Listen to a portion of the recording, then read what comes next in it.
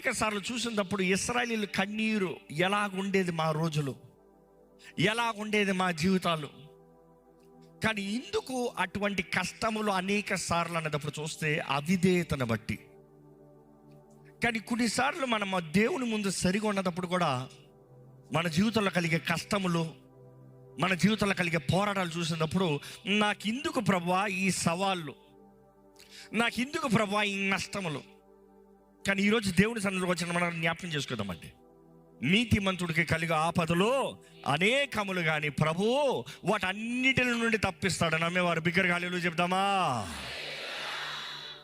హల్లెలూయా చెప్తా కాదు, చెప్పండి. దేవా, నా ప్రతి ఆపద నుండి నన్ను తప్పించు ప్రభా.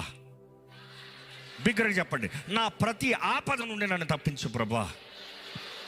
నీవు మాత్రమే నన్ను నిజంగా తప్పించగలిగిన దేవుడివి. అవునండి, ఆయన హస్తము తక్కువ కాలే, ఆయన సహాయం తక్కువ కాలే.